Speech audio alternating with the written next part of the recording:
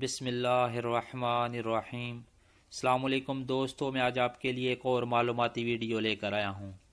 مملکت میں لاکھوں غیر ملکی سعودی گھرانوں میں ڈرائیوروں اور گھریلو عملے کے طور پر ملازمتیں کر رہے ہیں۔ انہیں گھریلو ملازم کے طور پر نقل کفالہ یعنی کہ اسپانسرشپ ٹرانسفر کی اجازت مل گئی ہے۔ اس پابندی سے پہلے بے شمار ڈرائیور نقل کفالہ کے سلسلے میں بہت زیادہ پریشان تھے۔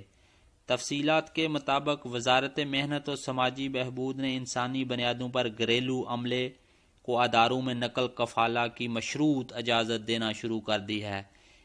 اب اس سے غیر ملکیوں کے مسائل میں بہت زیادہ حل ہو جائے گا۔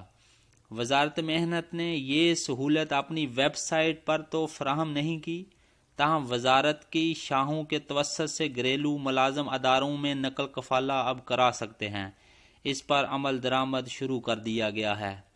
تفصیلات کے مطابق وزارت محنت نے نقل کفالہ کی ایک شرط یہ بھی لگائی ہے کہ گھریلو کارکن کے اقامے کی تجدید 1 برس سے زیادہ مدت کے لیے نہیں ہوگی۔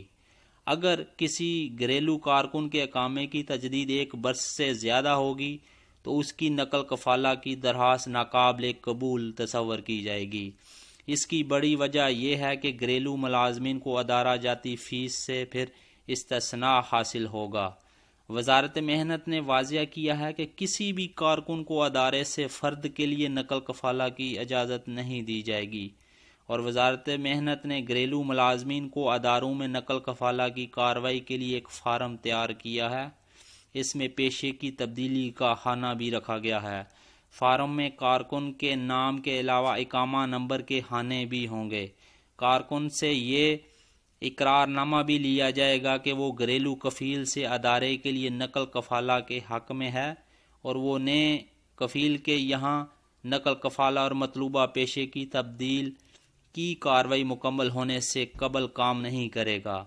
کارروائی کے تحت کارکن کے دستخط بھی لیے جائیں گے اور انگوٹھے کا نشان بھی ریکارڈ کیا جائے گا۔ عربی نہ جاننے والوں کے لیے فارم کا ترجمہ بھی میسر ہوگا۔ فارم میں ادارے کا نام، فائل نمبر، عہدیدار کا نمبر اور اس کے دستخط اور ادارے کی مہر بھی مطلوب ہوگی۔ وزارت محنت کی ایک شرط یہ بھی ہے کہ نقل کفالہ کے امیدوار گھریلو ملازم کو اپنے موجودہ کفیل سے نقل کفالہ کی منظوری کا خط حاصل کرنا ہوگا۔ اس خط کی ایوان صنعت و تجارت یا محلے کے عمدہ کی تصدیق کرانا ہوگی، یا لیبر آفس سے اس کی کارروائی بھی ہو سکتی ہے۔ امیدوار کو ایک خط متعلقہ ادارے سے بھی لینا ہوگا جس میں وہ تحریر کرے گا کہ اسے فلاں کارکن کی خدمات درکار ہے۔ یہ خط بھی ایوان تجارت سے مصدقہ ہونا ضروری ہے، اور ایک شرط اس میں یہ بھی ہے کہ کارکن کے نقل کفالہ سے ادارہ مڈل گرین نطاق سے خارج نہ ہو رہا ہو۔